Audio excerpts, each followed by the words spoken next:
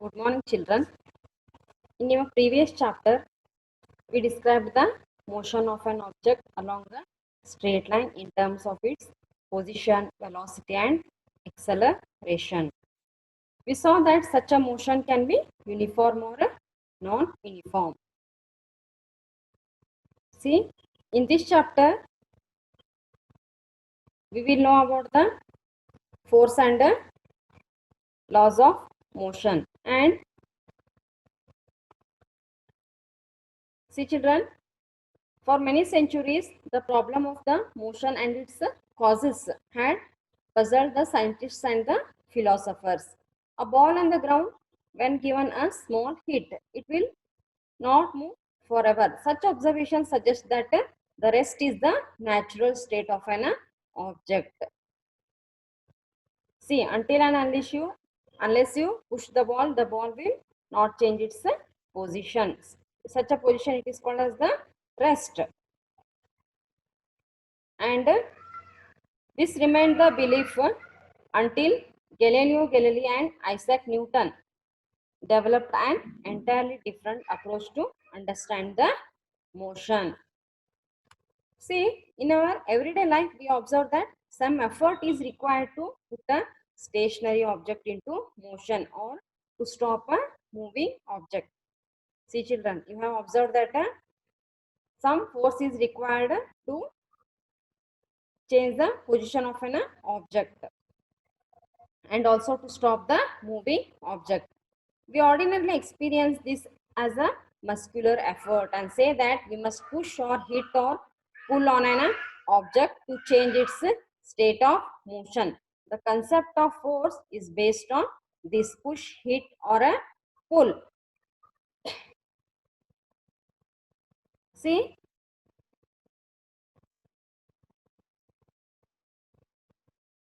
it can only be explained by the describing what happens when a force is applied to an object. Pushing, hitting and pulling of the objects are all the ways of bringing the objects in a motion. They move because we make a force act on them. And children, from your studies in your earlier classes, you are also familiar with the fact that a force can be used to change the magnitude of the velocity of an object. That is, to make the object move faster or slower, or to change its direction of a motion. We also know that a force can change the shape and size of the objects.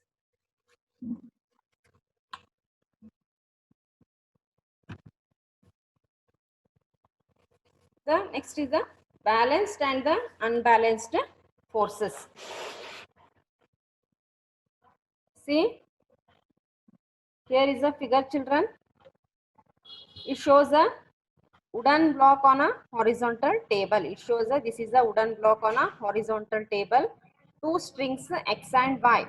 They are tied to the two opposite faces. X and Y are tied to two opposite faces of the block as shown in the figure here. And if we apply a force by pulling the string X, if we apply a force by pulling the string X, the block begins to move to the right. And similarly, if we pull the string Y, the block moves to the left. Block moves to the left. But if the block is pulled from both the sides, means from X and Y, from both the sides the box is pushed, then with the equal forces, then the block will not move. Such a forces are called as the balanced forces, and they do not change the state of a rest of a motion of an object. They do not change the state of the rest or a motion of an object. See, children, see here it is a table and it is a block here, wooden block on a table. If the block is pushed on the position X here, then the box will move to the Here, see children, here the arrow mark has been shown here.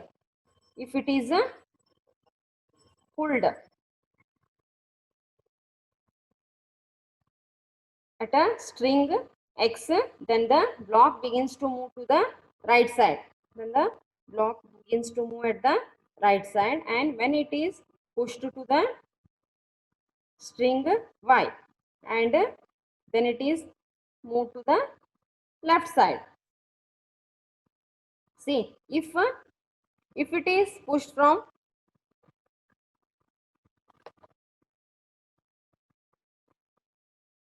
see,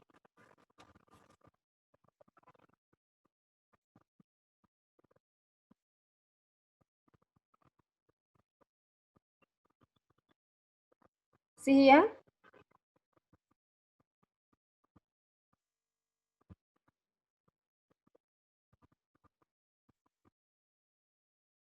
here the arrow mark has been shown here. If it is pulled from both the sides, then the block will not move, and this type of force, it is known as the balanced forces, and it will not change the state of a rest or a motion of an object. Now here, let us consider a situation in which two opposite forces of a different magnitudes pull the block here, and in this case, the block would begin to move in the direction of the greater force. See children, you consider a situation in which two opposite forces of a different magnitudes pull the block here, and in this case the block would begin to move in the direction of the greater force. And here, thus the two forces are not balanced, and the unbalanced force acts in the direction the block moves, and this suggests that an unbalanced force acting on an object brings in a motion. See, first what we did here, first the string X is pulled to the right side, and when it is pulled to the right side, it moves to the block moves to the right side, and when it is pulled, the string Y is pulled to the left side, the block will move to the left side, and when it is pulled from both the sides, here equal forces will act, and the force will be balanced here, and therefore the block will not move. And in the next situation, what we did here, consider the two opposite forces of a different magnitudes. See, we will pull the block with the opposite forces here, and in this case the block would begin to move in the direction of the greater force. In which direction the force will be greater, in that direction the block will move here. And if the force is greater on the right side, then the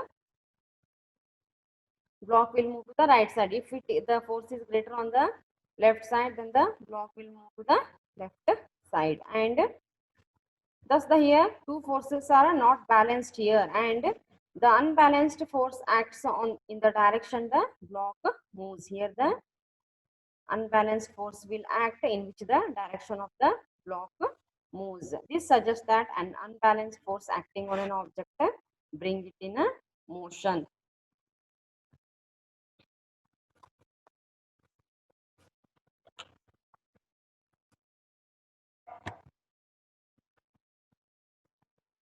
See next children,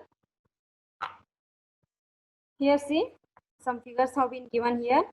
See what happens when some children try to push a box on a rough floor, and if they push the blocks with a small force, the box does not move because of the friction acting in a direction opposite to the push. Here see children, here some children try to push the, observe figure A here, some children are trying to push the box on a rough floor. This is the floor, and they are trying to push on the block on the rough floor, and here with a small force the box will not move here because of the friction. See children, here the arrow mark has been shown here, the friction is acting to the in the opposite direction of the applied force here, and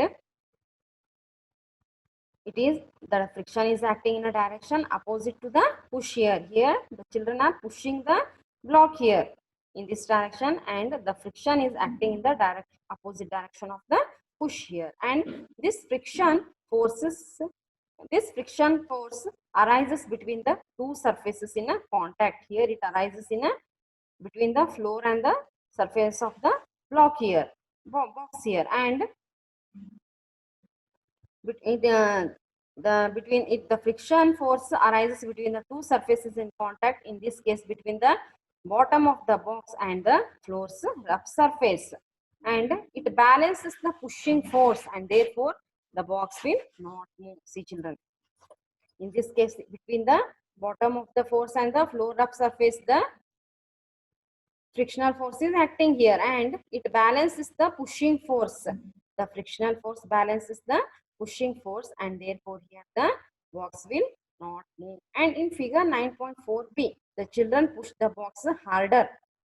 Harder means with a little bit greater force than the figure A here, and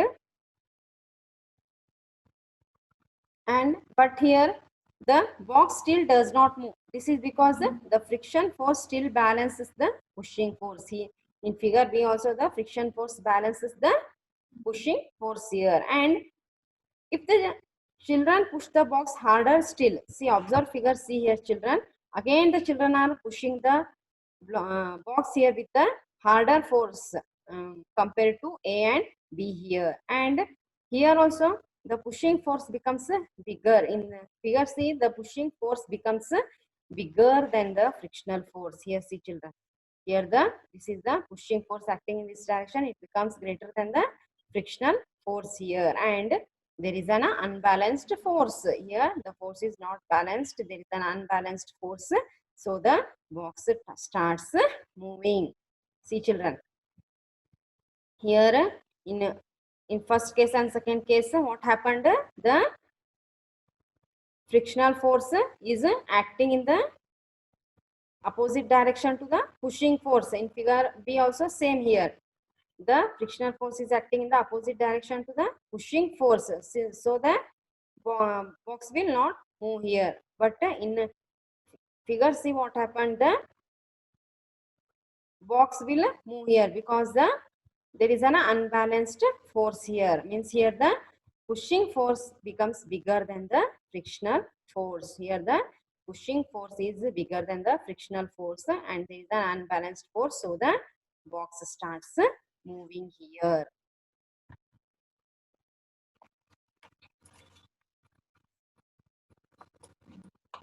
See children, see what happens when we ride a bicycle children. See, if you ride a bicycle, when you stop pedaling it, the bicycle begins to slow down, and this is again because of the friction forces acting opposite to the direction of the motion. And in order to keep the bicycle moving, we have to start pedaling again. See children, you have observed it, when you ride a bicycle, no, when you stop pedaling it, the bicycle begins to slow down, and this is again because of the frictional force acting opposite to the direction of the motion. And in order to keep the bicycle moving, you have to start the pedaling again. It thus appears that an object maintains its motion under a continuous application of an unbalanced force. See, and an object moves with the uniform velocity with the forces, means with the pushing force and the frictional force acting on the object. They are the unbalanced, and there is no net external force on it. If an unbalanced force is applied on the object, there will be a change either in its speed or in the direction of its motion. See children, whenever an unbalanced force is acts on an object, there will be a change in either in its speed or in the direction of its motion. Thus, to accelerate the motion of an object, an unbalanced force is required. And the change in its speed or in the direction of motion will continue as long as this unbalanced force is applied. See children, you have experienced this. See,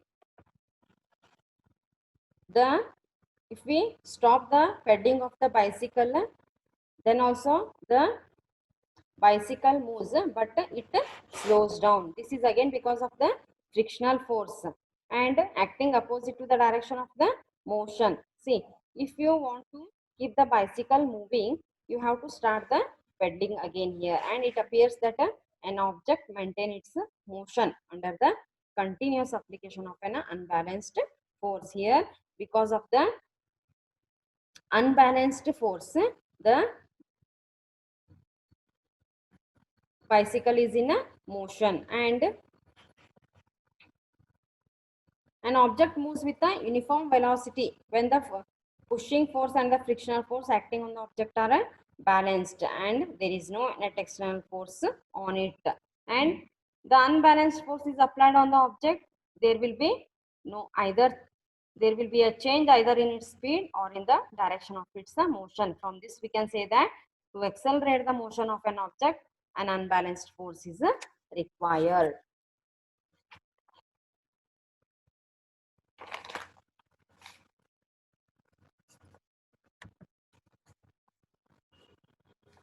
Next is the we will discuss about the first law of motion.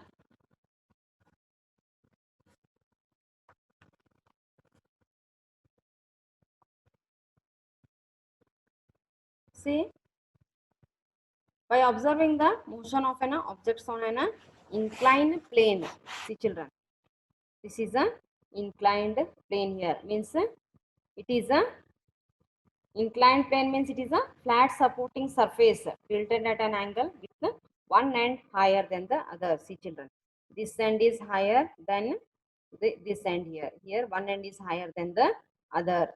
It is called as inclined plane. Here, by observing the inclined plane, Galileo deduced that the objects move with a constant speed when no force acts on them. He deduced that the objects move with a constant speed when no force acts on them. He observed that when a marble rolls down an inclined plane, its velocity increases. See, observe figure 9.5a children here. Here, when a marble rolls down an inclined plane, its velocity increases. When the marble moves on the inclined plane, its velocity goes on increasing.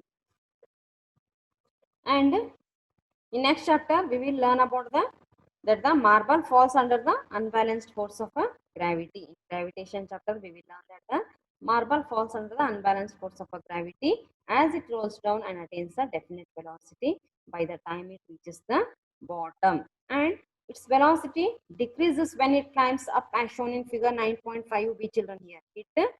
The marble's velocity decreases as it moves up on the inclined plane here, and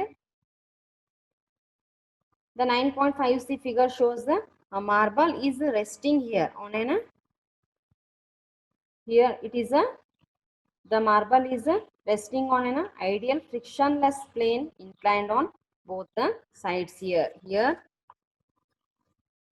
in figures you can see that the marble is resting on an ideal frictionless plane inclined on both sides. Here it is inclined. See, observe the figure here children.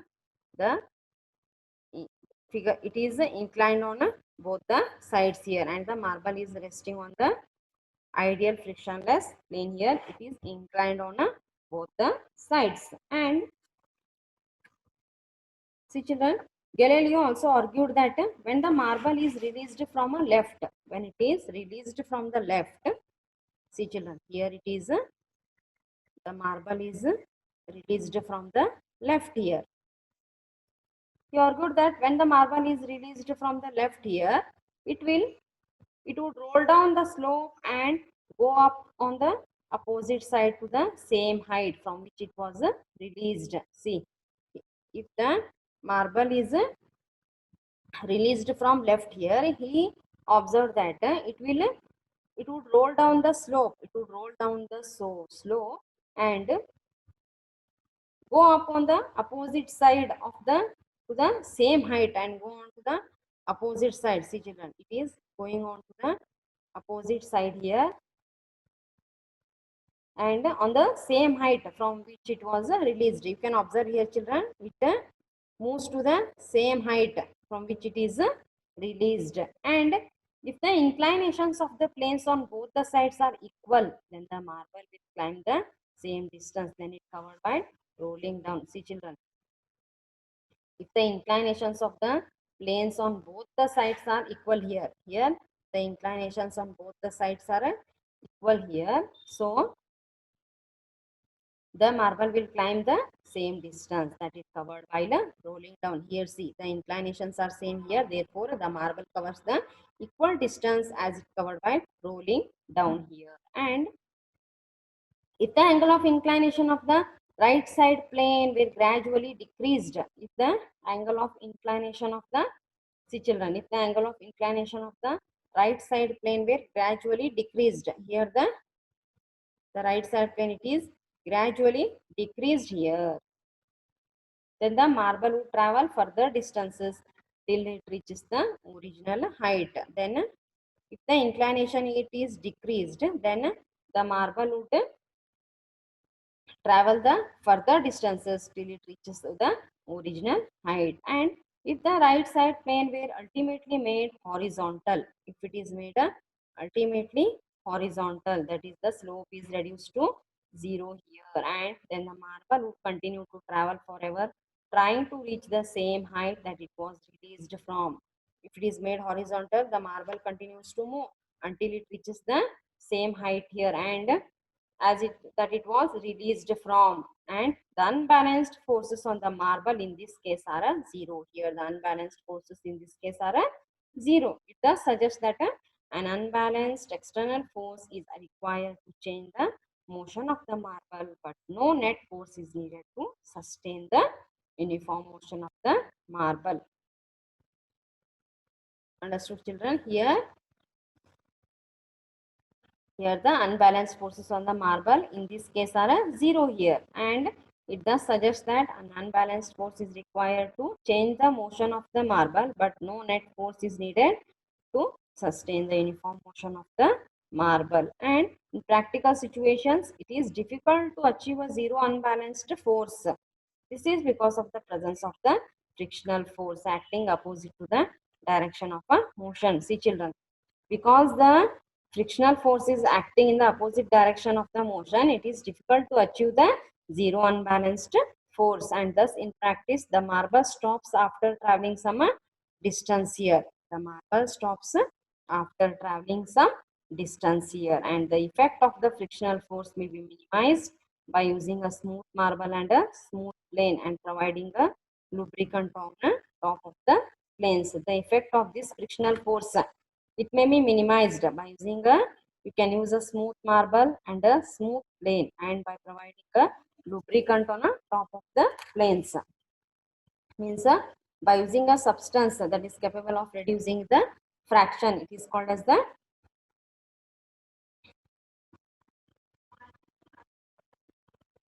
lubricant, and it is used to providing a,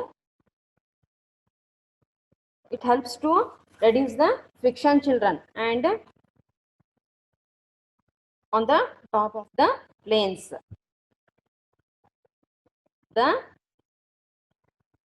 The marble stops after traveling some distance, and this effect of the frictional force may be minimized by using a smooth marble here and a smooth plane and providing a lubricant on the top of the planes here. Lubricant means it is a substance capable of reducing the friction. Next, Newton further studied the Galileo's ideas on the force and the motion and presented the three fundamental laws that govern the motion of the objects. And these three laws are known as the Newton's laws of motion. And these three laws are known as the Newton's laws of motion. And the first law is stated as an object remains in a state of a rest or a uniform motion in a straight line unless it is compelled to change that state by an applied force. See children, the Newton's first law, it states that an object remains in a state of a rest or of a uniform motion in a straight line unless it is compelled to change that state by an applied force. See, first Newton further studied the Galileo's ideas on force and motion, and he presented the three fundamental laws that govern the motion of the objects, and these laws are known as the Newton's laws of motion. The first law is stated that an object remains in a state of a rest or of a uniform motion in a straight line unless it is compelled to change at a rest by an applied force. Means the object it remains in a stationary state, means it it will not change its state of a rest unless it is compelled to change the state by an applied force. Unless the force is applied, the rest state will not change. In other words, all the objects resist a change in their state of a motion in a qualitative way. The tendency of undisturbed objects to stay at a rest or to, to keep moving with the same velocity is called as the inertia. See, that is why the first law of a motion is also known as the law of inertia. See, children. In other words, all the objects resist a change in their state of a motion in a qualitative way. The tendency of undisturbed objects to stay at a rest or to keep moving with the same velocity, it is called as the inertia. Inertia means the tendency of the undisturbed objects to stay at a rest or to keep moving with the same velocity, it is called as the inertia. That is why the first law of motion is also called as the law of inertia. And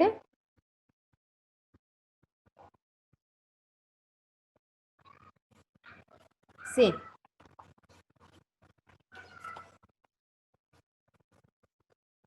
certain experiences that we come across while traveling in a motor car can be explained on the basis of the law of inertia. See, children, whenever you travel in a motor car, you have experienced it.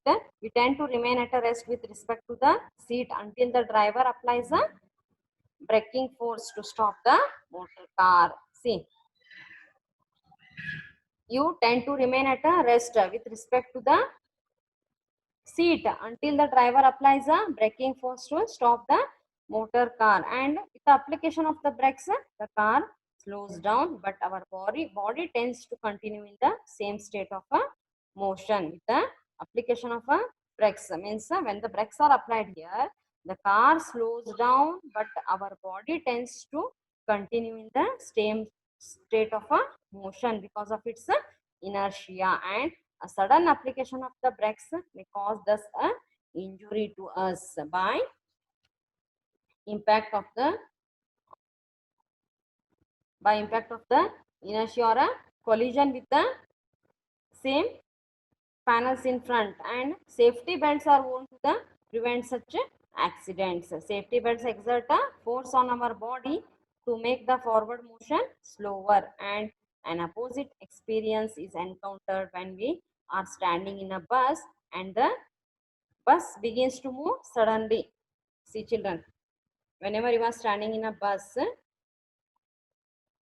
when the bus suddenly starts moving, the opposite experience is encountered when we are standing in a bus, and now we tend to fall backwards. This is because the sudden start of the bus brings motion to the bus as well as to our feet in contact with the floor of the bus, but the rest of our body opposes this motion because of its inertia. And when a motor car makes a sharp turn at a high speed, we tend to get thrown to one side. This is again be explained on the basis of the law of inertia. We tend to continue in our straight line motion when an unbalanced force is applied by the engine to change the direction of the motion of the motor car. We slip to one side of the seat due to the inertia of our body. See, children, whenever a motor car makes a sharp turn at a high speed, we tend to get thrown to one side. This is again be explained on the basis of the law of inertia, and we tend to continue in our straight line motion only when an unbalanced force is applied by the engine To change the direction of the motion of the motor car, we slip onto one side and the seat due to the inertia of our body, and the fact that a body will remain at a rest unless acted upon by an unbalanced force can be illustrated through our next activities.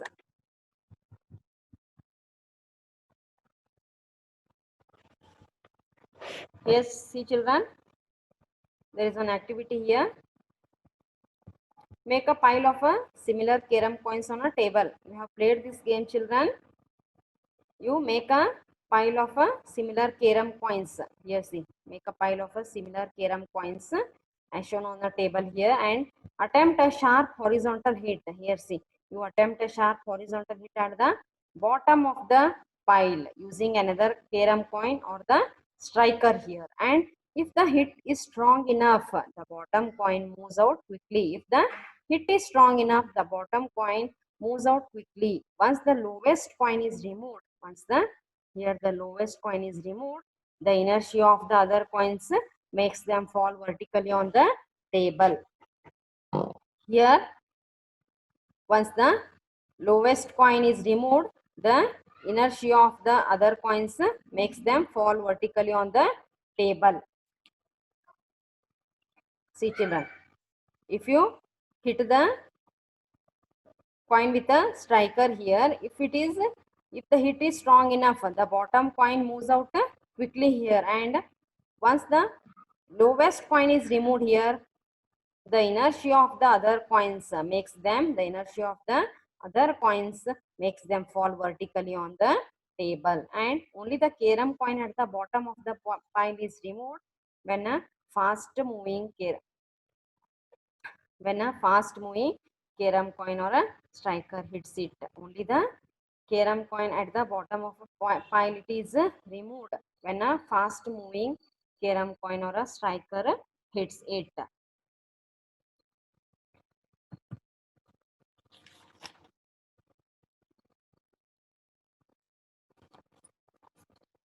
And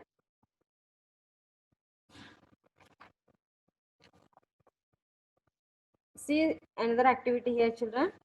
You set a 5 rupee coin on a stiff card covering on an empty glass tumbler here. Here you see it is a 5 rupee coin here, and you set a 5 rupee coin on a stiff card. It is a stiff card here and covering an empty glass tumbler. It is an empty glass tumbler standing on a table, and give the card a sharp horizontal flick. You give the card a sharp horizontal flick with the finger, and if we do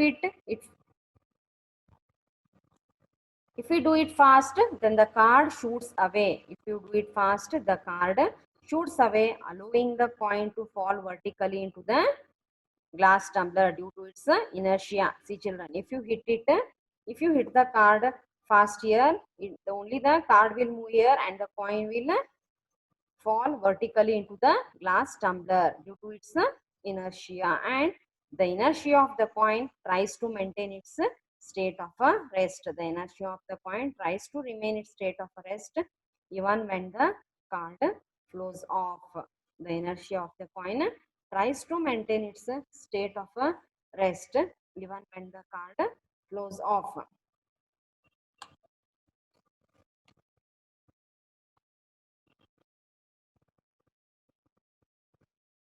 See children, this is the figure. When the card is flicked with the finger, the coin placed over it falls in the tumbler here. You can see here. If the card is flicked here with the finger, the coin placed over it falls into the tumbler here because of its inertia.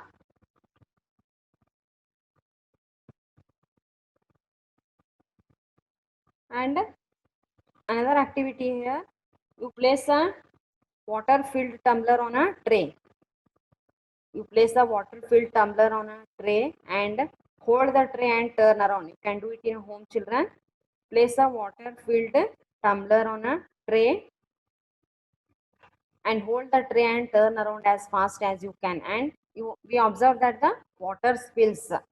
See children,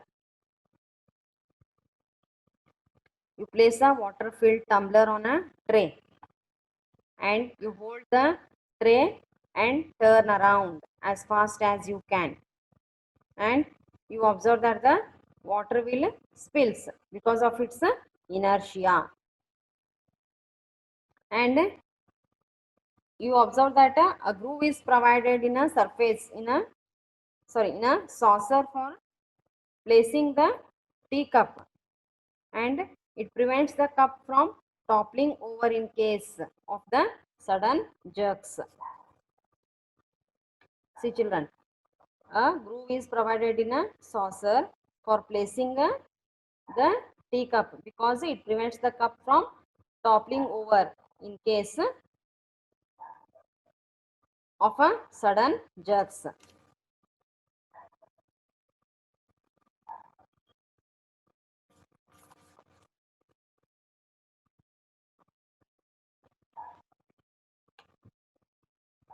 See, why the groove is provided means in a saucer for placing the teacup means it prevents the cup from from falling, and it also in case of a sudden jerks. See, till now we discussed about the balanced and unbalanced forces and also the first law of motion. You answer these questions. What are balanced and unbalanced forces? Give example and you state the first law of inertia. And it is also called as the first law of motion.